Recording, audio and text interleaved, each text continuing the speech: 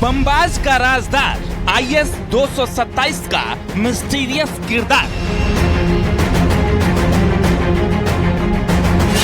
शाइस्ता का हमराज, उगलेगा गैंग के राज। STF के गिरफ्त में 1 लाख का इनामी सद्दाम। अतीक गैंग के खिलाफ ये बीते 3 महीनों बाद सबसे बड़ी कार्रवाई है। न्यूज 18 ने 23 सितंबर को ही कर दिया था खुलासा। हमने जैसा अपनी रिपोर्ट में दावा किया था, ठीक वैसा ही हुआ। आतिन जफर की गिरफ्तारी के बाद न्यूज 18 ने अपने दर्शकों से अतीक गैंग पर होने वाली सबसे बड़े एक्शन की जानकारी दी थी।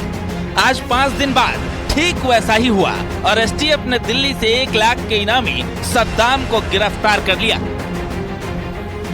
इसके पीछे लगातार STF बरेली यूनिट काम कर रही थी और कई बार इसको साउथ इंडिया में ट्रैक भी किया गया। घटना के बाद में बैंगलोर, मैसूर, बॉम्बे में ट्रैक किया गया। उसके बाद कुछ समय के लिए गायब हो गया और फाइनली कल रात्रि में इसको दिल्ली में मालवीय नगर से DDA फ्लैट से गिरफ्तार किया गया, जहां ये अपनी गर्लफ्रेंड के साथ रह रहा था। सद्दाम की गिरफ्तारी, न्यूज 18 की खबर पर मुहर। 5 दिन पहले ही न्यूज 18 ने किया था खुलासा। सद्दाम की गिरफ्तारी अतीक गैंग के छिपे बैठे गुर्गों और शाइस्ता गुड्डू जैसे भगोड़ों के लिए एक बड़ा झटका है। Bureau report, news 18।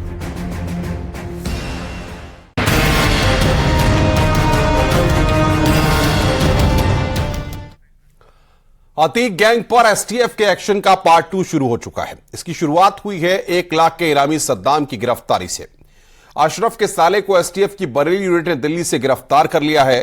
सबसे पहले देखिए कैसे इस वांटेड तक STF पहुंची और कैसे सद्दाम ने दुबई की पुरानी तस्वीर के जरिए महीनों तक सबको गुमराह करके रखा।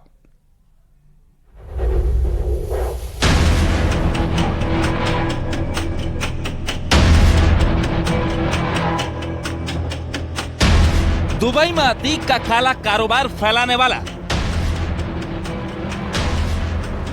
और बरेली जेल में अशरफ को ऐशो आराम कराने वाला,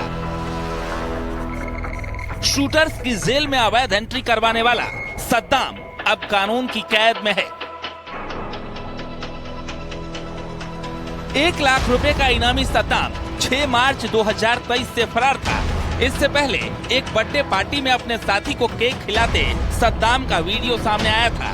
पिछले 7 महीने से STF, यूपी पुलिस 1 लाख के इनामी की तलाश में लगी थी।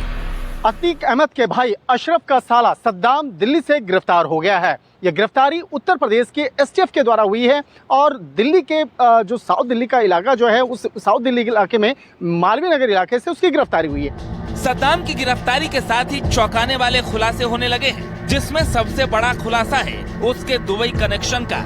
सूत्रों की माने तो पूछताछ में उसने कबूल किया है कि सद्दाम फरारी के दौरान कभी दुबई नहीं गया था, बल्कि पुलिस को गुमराह करने के लिए पुरानी फोटो डाली थी ताकि पुलिस को लगे कि सद्दाम दुबई में है और भारत में STF उसकी तलाश बंद कर दे।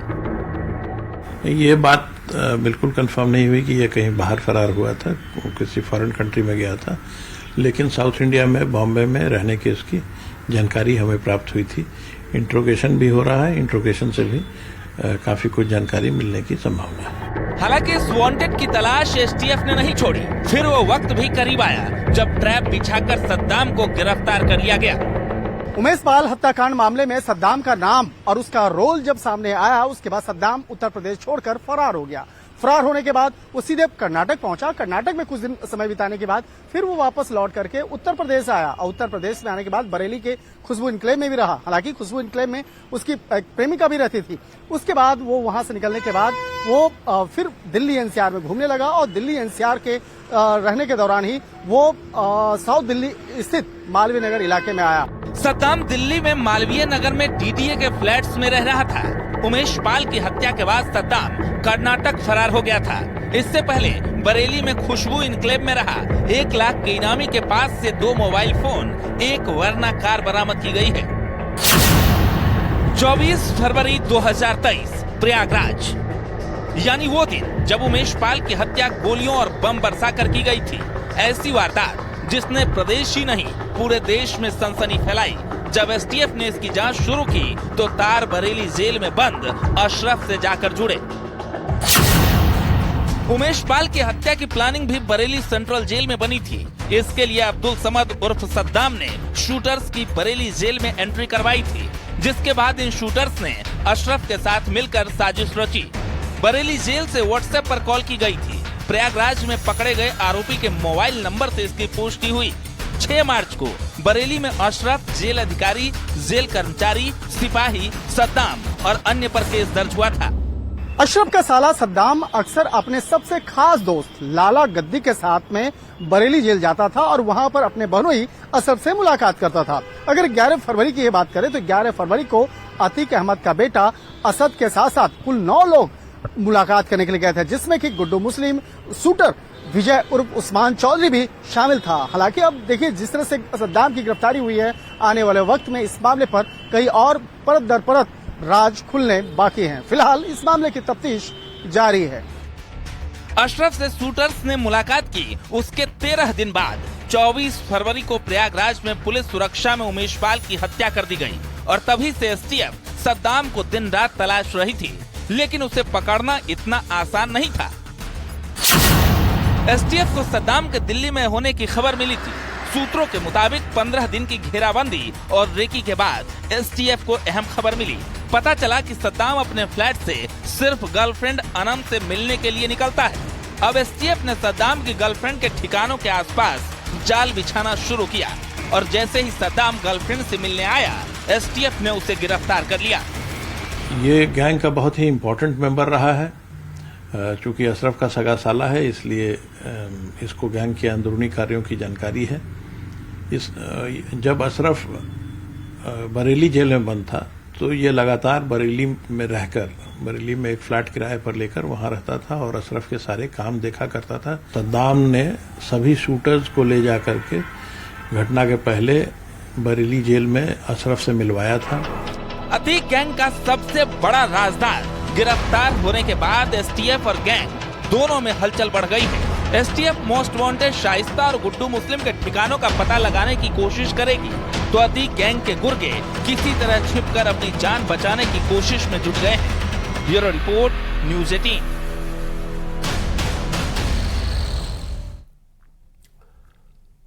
एसटीएफ के एक्शन की अभी तो ये शुरुआत है। अब सद्दाम के बाद बारी है गुड्डू बम्बास और शाइस्ता जैसे मोस्ट वांटेड की।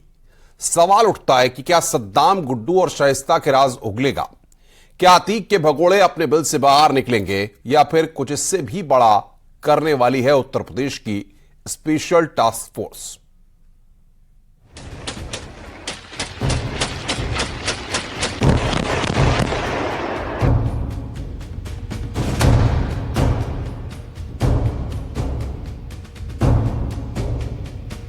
सद्दाम की गिरफ्तारी, गुड्डू मुस्लिम की बारी। राज खोलेगा सद्दाम, शाइस्ता भी होगी अरेस्ट। हमें उम्मीद है कि सद्दाम से के इंट्रोगेशन से जो बातें सामने आएंगी उससे और भी गिरफ्तारियां संभव होंगी। ये तो पक्का है कि इसकी गिरफ्तारी की खबर फैलते ही जो भी फरार हैं इस केस में, चाहे वो शूटर्स हों या कॉन्स्पिरेटर्स हों, वो अपना स्थान बदल देंगे। लेकिन इन्हीं प्रकार की इंट्रोगेशन से प्राप्त जानकारियों के आधार पर पुलिस को सफलता मिलती है।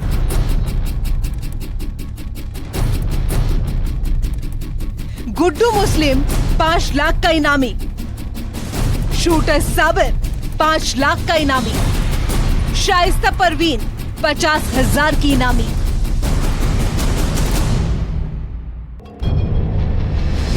मौजूदा वक्त में ये पूर्वांचल के सबसे बड़े वांटेड हैं। सभी का एक गैंग है, सभी का एक अपराध है और इन सभी के पीछे लगी है यूपी एसटीएफ।